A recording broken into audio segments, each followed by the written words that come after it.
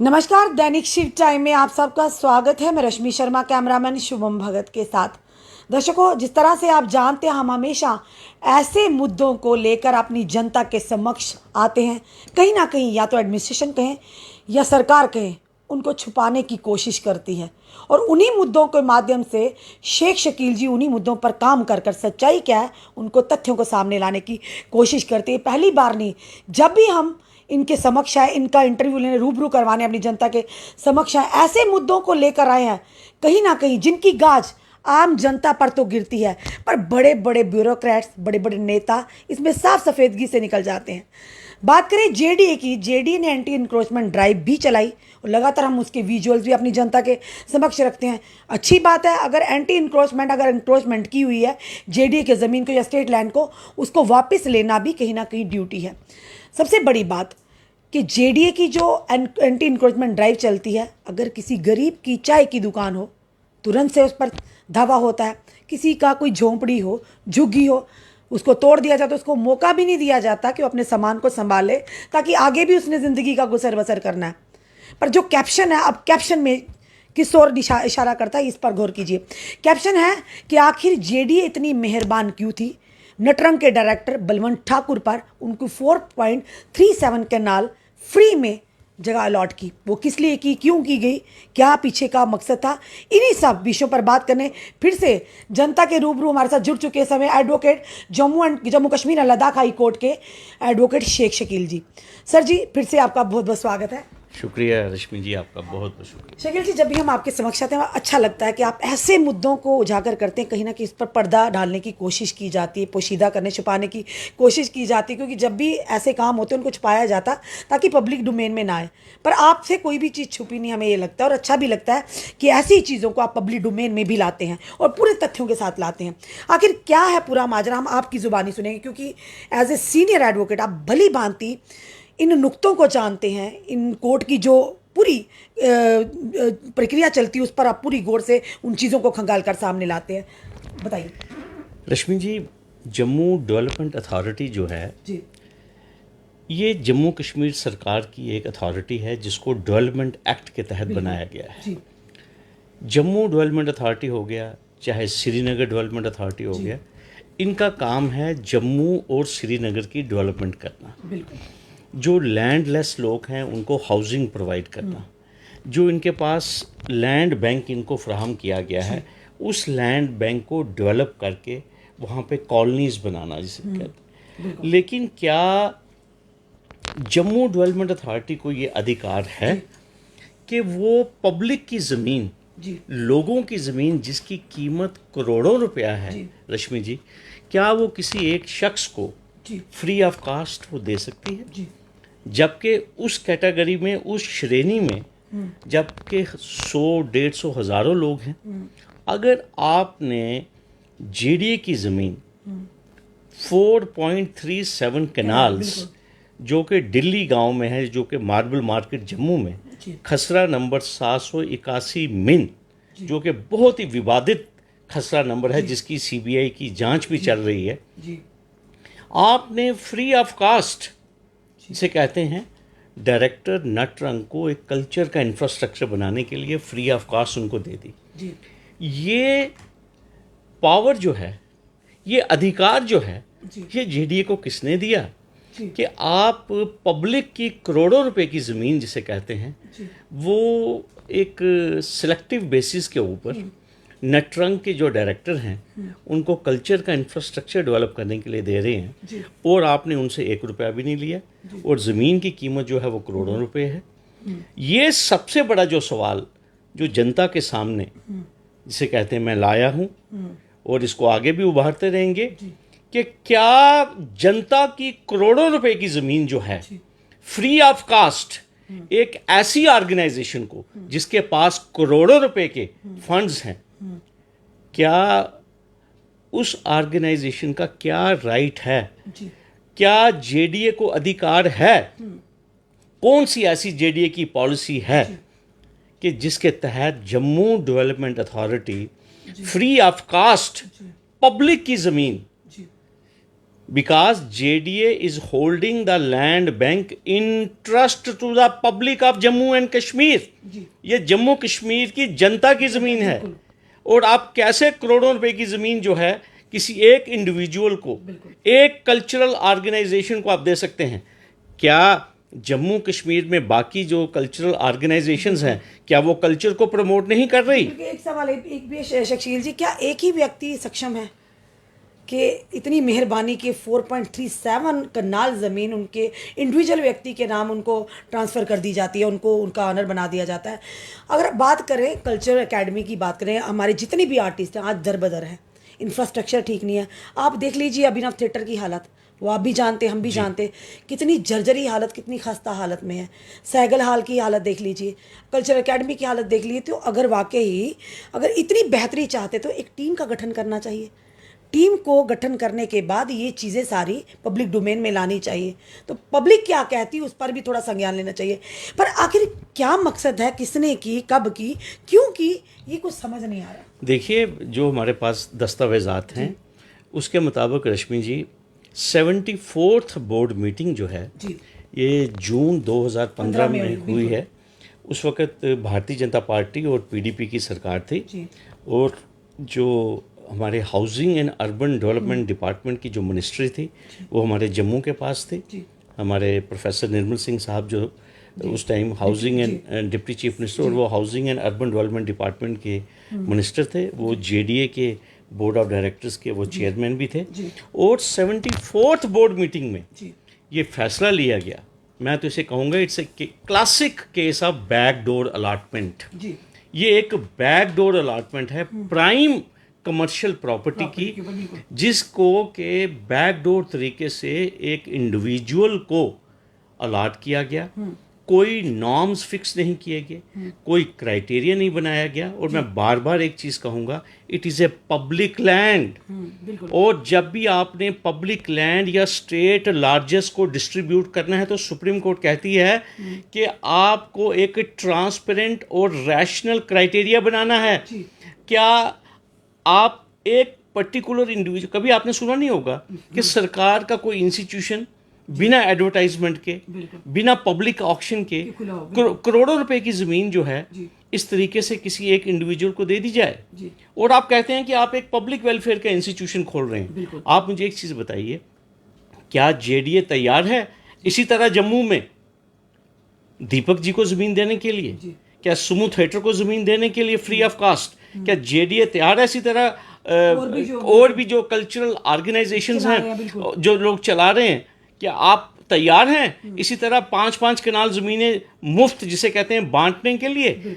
तो मेरा सबसे बड़ा, देखिए रश्मि जी, मेरा किसी के साथ कोई ज़ाती तनाव नहीं है और ना ही मुझे जेडीए से ज़मीन चाहिए, ना ही मैं कोई कल्चरल एक्टिविस्ट हूँ। लेकिन क्वेश्चन जो सबसे बड़ा जो लोगों की अदालत में जो है कि आप कैसे 4.37 कनाल ज़मीन जम्मू डेवलपमेंट अथॉरिटी की आप फ्री ऑफ कास्ट कैसे एक पर्टिकुलर मोनोपोलाइज करके एक इंडिविजुअल को अलॉट कर सकते हैं, जबकि उस ज़मीन की कीमत करोड़ों रुपए है।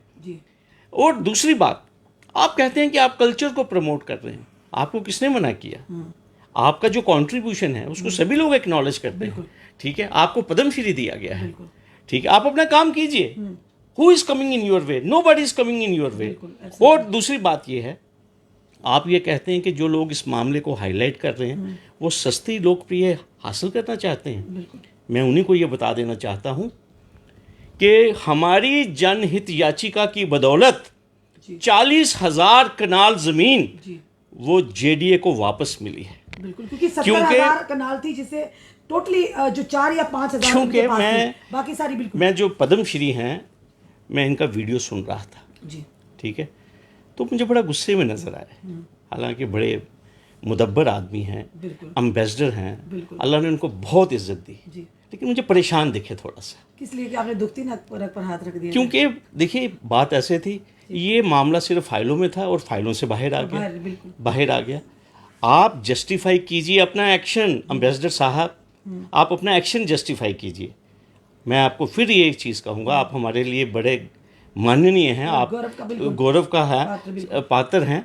लेकिन इस तरीके से जी बैकडोर तरीके से अलॉटमेंट हासिल करना जो है आपको शोभा नहीं देता।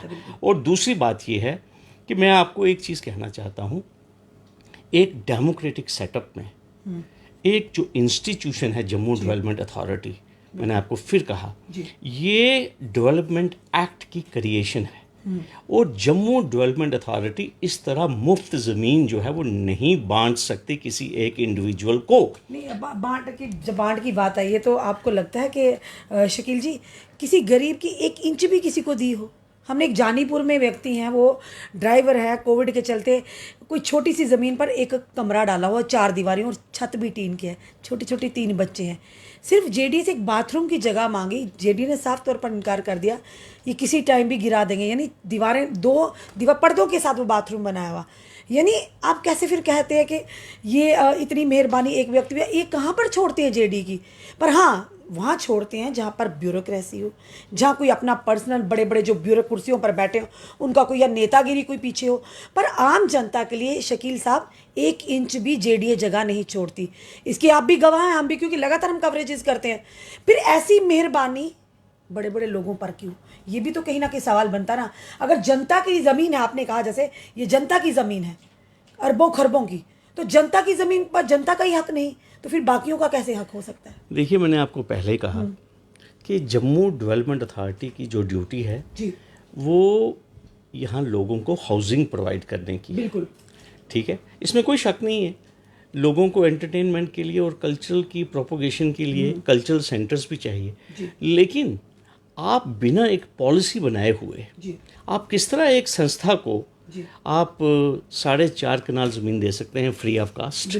मेरा क्वेश्चन जो सबसे इम्पोर्टेंट है वो यही है कि कल को 100 आदमी और खड़े हो जाएंगे कि जिस तरह आपने पद्मश्री जी को फ्री ऑफ कास्ट ज़मीन दी है, आप हमें ऐसे बिल्कुल हमारा भी नुक्कड़ नाटक है, हम भी करते हैं, हमारी भी कोई लिटरेरी ऑर्गेनाइजेशन है या कल्चरल ऑर्गेनाइजेशन है, तो जेडीए उसको कैसे रोक पाएगा? बिल्कुल ठीक है। लेकिन मेरा जो सबसे अहम जो सवाल है, जो दूसरी बात मैं ये चीज़ बता देना चाहता हूँ कि जब जम्मू डेवलपमेंट अथॉरिटी का गठन किया गया, जो लैंड बैंक इनको दिया गया था वो 70,000 कनाल से भी ज़्यादा था। लेकिन ये मैं आपको और जनता के समक्ष ये मैं सूचना रखना चाहता हूँ कि जेडीए के पास फिजिकली सिर्फ 5 या 6,000 कनाल ज़मीन थी, बाकी सारी ज़मीन लैंड माफिया के पास थी, सांबा डिस्ट्रिक्ट में भी और जम्मू डिस्ट्रिक्ट में भी। और सिर्फ हाई कोर्ट की इंटरवेंशन की वजह से एक जनहित याचिका, ठीक है, जिसमें मैं एज ए कौंसल पेश हो रहा हूँ, उस जनहित याचिका की इंटरवेंशन की वजह से जेडीए अभी तक 35,000 कनाल से ज़्यादा ज़मीन रिट्रीव कर चुका है। लेकिन अब रिट्रीव करने के बाद क्या जेडीए इस तरह मुफ्त में ज़मीनें बांटेगा? क्या जेडीए क्या किसी गरीब के लिए, क्या इकोनॉमिकली वीकर सेक्शंस के लिए क्या कॉलोनी नहीं बनाएगा? क्या जिन लोगों उस जमीन पर कॉलोनी भी तो बनाई जा सकती है गरीबों के लिए, जो बेछत लोग हैं, जिनके सर पर छत नहीं है। और आप मुझे बताइए रश्मि जी, रूपनगर के बाद ज़रा बताइए जम्मू कश्मीर की जनता को जेडीए बताए कि उन्होंने कौन सी कॉलोनी जो है कोई बनाई है गरीबों के लिए भी और मिडिल इनकम ग्रुप्स के लिए। और जो ज़मीन लैंड माफिया से इन्होंने यहाँ पे तालाब तिलों में या ये जो तवी के किनारे 4th ब्रिज में जो प्लॉट्स दिए, आज तक जेडीए उनको उसके कब्जे जो हैं लोगों को, प्लॉट होल्डर्स को नहीं दे पाया। तो मेरा कहने का ये है कि इतनी कीमती ज़मीन बिना किसी पॉलिसी के, आप मुझे एक चीज़ बताइए कि सरकार जो कि कॉन्स्टिट्यूशन के मुताबिक काम करती है, आप किस तरह एक इंडिविजुअल को पकड़कर और आप उस इंडिविजुअल को गिफ्ट कर रहे हैं 5 कनाल 4.5 कनाल ज़मीन फ्री ऑफ कास्ट? क्या एक डेवलपमेंट एक्ट के तहत एक डेवलपमेंट अथॉरिटी क्या इस तरह जो लैंड बैंक है उसको फ्री ऑफ कास्ट एक संस्था को दे सकती है? और वो संस्था ये कहे कि क्योंकि मैंने कल्चर बड़ा प्रमोट किया हुआ है, ठीक है, और भी लोग काफी जो तो क्या यहाँ आप मुझे बताइए कि क्या यही एक संस्था है जम्मू कश्मीर में जिसने कल्चर प्रमोट किया है? क्या यहाँ पे रस्सा जाबदानी लिटरेरी सोसाइटी नहीं है। यहाँ इस शहर में रंग मंच है दीपक जी का, क्या उसने कल्चर प्रमोट नहीं किया? एमेच्योर थिएटर ग्रुप है मुश्ताक काक जी का, क्या वो थिएटर को कल्चर को प्रमोट नहीं कर रहे? हमारे पास यहाँ पे रियासी में कल्चरल क्लब्स हैं, हमारे पास भद्रवाह में कल्चरल क्लब्स हैं, हमारे पास उधमपुर में कल्चरल क्लब्स हैं। आप किस तरह रोक पाएंगे इतने क्लब्स को? क्या आपको पॉलिसी नहीं पहले एक बनानी चाहिए थी? ठीक है, और फिर उसके बाद आप ये कहते हैं कि क्योंकि आपका प्रोफाइल इतना बड़ा है, अगर आपका प्रोफाइल इतना बड़ा है, ठीक है, आप बड़े लेवल पे काम करते हैं, लेकिन एक एस्टेब्लिश्ड सरकार में इस तरीके से एक डेवलपमेंट अथॉरिटी का एक मोनोप्लास्टिक वे से इस तरह से ज़मीन दे देना, हमारा ये सबसे बड़ा सवाल है। बिल्कुल, यानी कि अभी भी जिस तरह से हम बात कर रहे हैं कि भ्रष्टाचार मुक्त जम्मू कश्मीर और शिकंजा भी कसा जा रहा है, अभी भी कहीं ना कहीं सिलेक्टिव और पिक एंड चूज़ की पॉलिसी चल रही है। साफ तौर पर यही कहना चाहिए। देखिए, मेरा जो मकसद है, मैं आपको एक चीज़ बताऊंगा, मैंने आपको पहले कहा, हमारे लिए काबिल एहतराम है, पद्मश्री है, वो हमेशा रहेंगे, ठीक है, और हमारे देश के वो कल्चरल एम्बेसडर हैं, वो कल्चर को प्रमोट करते हैं। लेकिन मैं सिर्फ जनता के समक्ष जो मेरा सबसे बड़ा जो मेरा कंसर्न भी है और जो मेरा जेडीए को मेरी सबमिशन भी है कि आप क्या पब्लिक की लैंड, लोगों की ज़मीन किसी एक इंडिविजुअल को क्या फ्री ऑफ कास्ट करोड़ों रुपए की ज़मीन जो है क्या वो दे सकते हैं? और जब अगर आप दे सकते हैं तो क्या आप फिर शेख शकील को भी एंटरटेन करेंगे? आम जनता जो है, जो हमारे बाकी आर्टिस्ट हैं, जो हमारे यहाँ पर इतनी ऑर्गेनाइजेशंस और जितने भी लोग यहाँ पे कल्चर को प्रमोट कर रहे हैं, क्या जेडीए उनको रोक पाएगी इस किस्म की दरख्वास्तों को एंटरटेन करना? बिल्कुल शेख शकील साहब, चलिए ये जवाब तो अब देना ही पड़ेगा। जेडीए के ऊपर भी एक बहुत बड़ा सवाल या निशान खड़ा हो कि आखिर किस तरह से इतनी बड़ी मेहरबानी, क्योंकि आज एक पर हुई, कल और हज़ारों खड़े हो जाएंगे कि हम पर भी ये मेहरबानी होगी, उस समय जेडीए को जवाब देना मुश्किल हो जाएगा। चलिए शेख शकील, थोड़ी बात करते हैं हम अपने जम्मू की जनता की। जिस तरह से आप हाल ही में एक आदेश आया है कि अब जम्मू में रिलायंस के 100 जो कि मार्ट्स, जो रिटेल मार्ट्स हैं, खुलने जा रहे हैं।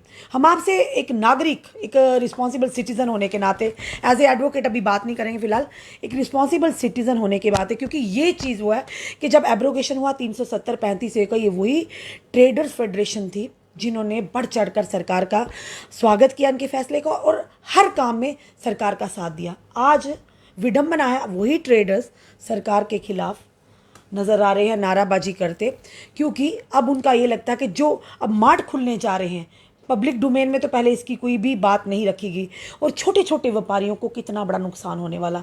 हम एज ए नागरिक आपसे अब बात करना चाहेंगे कि आज वो भी सड़कों पर है। देखिए रश्मि जी, पूरे जम्मू में ख़ासतौर पर व्यापारी वर्ग में बड़ी अनरेस्ट इस टाइम छाई हुई है, और जब से ये बात सामने आई है कि यहाँ पे 100 से ज़्यादा मार्ट्स रिलायंस के खुलने जा रहे हैं, जो हमारा छोटा वर्ग है, जो हमारे व्यापारी हैं, वो अपने आप को बहुत ही इनसिक्योर जो है वो महसूस कर रहे हैं। आप देखिए 5 अगस्त 2019 के बाद लोगों को यकीन ये दिलाया था कि जम्मू कश्मीर का विकास होगा और जम्मू कश्मीर में खुशहाली आएगी। आप देखिए, पहले आपने देखा कि यहाँ पर जो लिकर लाइसेंसेस थे, उन डीलर्स का क्या हाल हुआ। इस वक्त आप देखिए, जो बार्स के जो ओनर्स हैं वो परेशान हैं, उनको कहा गया कि 21 फॉर्मेलिटीज़ पहले आप पूरी कीजिए।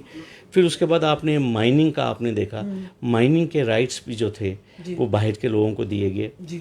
अब सबसे बड़ी आप देखिए, जहाँ कहीं भी कोई ऑफिशियल फंक्शन होता है, हमारे जो लोकल पंचेस जो हैं, हमारे वीडीसी के जो मेंबर्स हैं, वो भू माफिया और ये जो माइनिंग माफिया है उसको उनके द्वारा जिस तरीके से आम लोगों को रोज़गार से डिप्राइव किया गया, खनन माफिया के बारे में आप रोज़ सुन रहे हैं।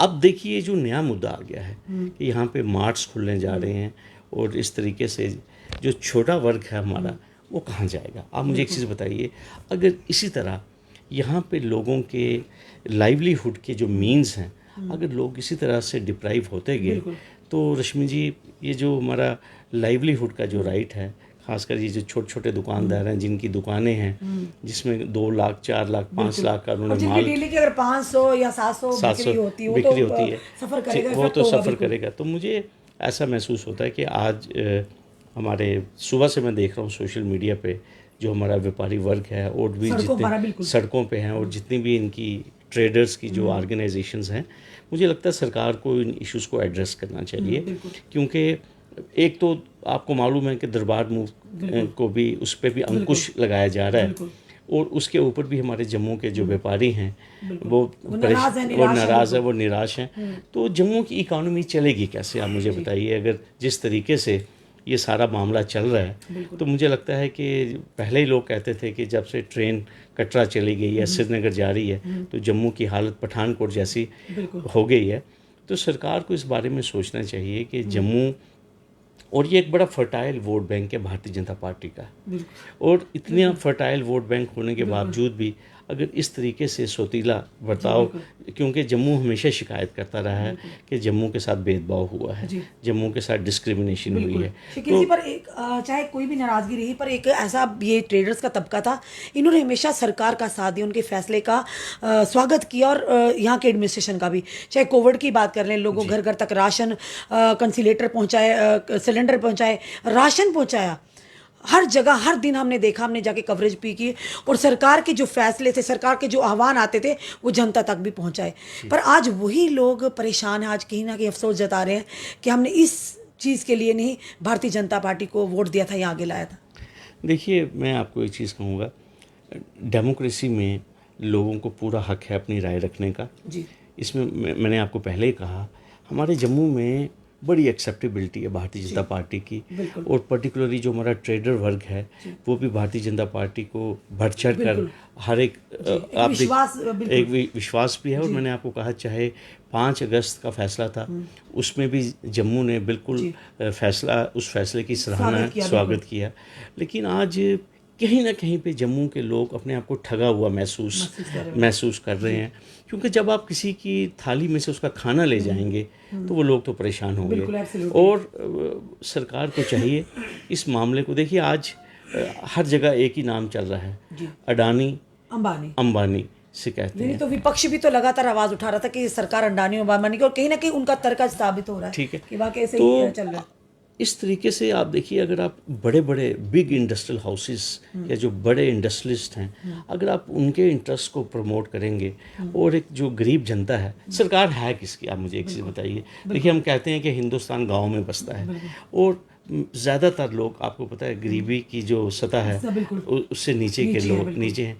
अगर आप इसी तरह जो एवेन्यूज़ हैं एक आम आदमी से दूर करते जाएंगे, ठीक है, आज आप देखिए कि हमारा लोकल जो यहाँ का ट्रेडर है, जो यहाँ का लोकल कॉन्ट्रैक्टर है, उसको ठेके लेने में परेशानी आ रही है, ठीक है। तो इकॉनमी जम्मू की चलेगी कैसे? हमारे जम्मू के लोग जो हैं वो किस तरीके से they will meet their both ends? तो सरकार को इसके बारे में सोचना चाहिए, इसको रिकन्सिडर करना चाहिए। और सबसे बड़ी बात, देखिए, हम कहते हैं कि democracy is for the public, बिल्कुल ठीक है। तो जब आप पब्लिक की एस्पिरेशंस का ध्यान नहीं रखेंगे तो बात कैसे बनेगी? बिल्कुल, धन्यवाद शेख शकील जी हमारे साथ जुड़ने के लिए। तो जो बड़े ही इंपॉर्टेंट मुद्दों पर आज हमने बात वो की कि आखिर क्यों जेडीए जम्मू डेवलपमेंट अथॉरिटी इतनी मेहरबान रही है कि नटरंग के डायरेक्टर बलवंत ठाकुर जी पर एक ही व्यक्ति के नाम किस तरह से 4.37 कनाल ज़मीन जो ट्रांसफ़र कर दी। आखिर जो बुरी बात थी वो वार्ता हमने अपनी जनता, क्योंकि ये पब्लिक डोमेन में चीज़ें लाना भी बहुत ज़रूरी है, क्योंकि हम मान सम्मान करते हैं ऐसे लोगों जिन्होंने हमारे जम्मू कश्मीर का गौरव बढ़ाया, और हम लोगों का भी। पर कहीं ना कहीं ऐसी चीज़ें एक सवालिया निशान खड़ा करती हैं। और साथ ही साथ बात करें कि जिस तरह से ट्रेडर एसोसिएशन की आज आप सुबह से देख रहे होंगे कि 22 तारीख को जम्मू बंद का आह्वान दिया है। कुछ दिन पहले हम बताना चाहेंगे, लगातार यही कहा जा रहा था कि आने वाले समय में जब 370 और 35 एक एब्रिगेशन हो, हमारी यही ट्रेडर्स फेडरेशन ने, ऑर्गेनाइजेशन अलग एक अंडर वन एक ही बैनर के तले उन्होंने ये बात की थी कि स्वागत करते हैं सरकार के इस फैसले को, और कहीं ना कहीं समर्थन भी दिया। अब इसी विषय में आज वही ट्रेडर्स सड़कों पर, आखिर क्यों, ये बड़ा सवाल खड़ा होता कि आखिर क्यों इतनी नाराजगी जता रहे हैं आज ट्रेडर्स, क्योंकि कहीं ना कहीं उनसे वायदा किया गया था कि प्रगति रास्ते खुलेंगे, डेवलपमेंट होगी, लोगों के व्यवसाय बढ़ेंगे। पर व्यवसाय बढ़ने के बजाय अब जो 100 रिटेल स्टोर मार्ट खुलने जा रहे हैं जम्मू में, सिर्फ जम्मू में, ये भी एक सवाल है कि सिर्फ जम्मू में, आखिर जम्मू में क्यों जम्मू के लोगों को आपने टेस्टिंग लेबोरेटरी समझ कर रखा है। हर कोई जो कानून आता है जम्मू के लोगों का रब थोकते हैं। और जब रविंदर रैना जी से हमारे सहयोगी ने एक प्रश्न पूछा कि सर आप क्या इन 100 रिटेल मार्ट को खुलने पर समर्थन करते, तो उनका जवाब था, यानी हास्य जवाब था, वो तो एज ए कॉमेडी उसको ले रहे थे कि मैं आपके समर्थन में हूँ। रविंदर रैना जी एक रिस्पॉन्सिबल कुर्सी पर आ बैठे, प्रदेश के अध्यक्ष हैं, और प्रदेश के अध्यक्ष जहां पर आप बैठे हैं और जिस तरह से आप सवालों का जवाब देते हैं, कहीं ना कहीं खुद ही अपने सवालों के घेरे में आप घुस जाते हैं।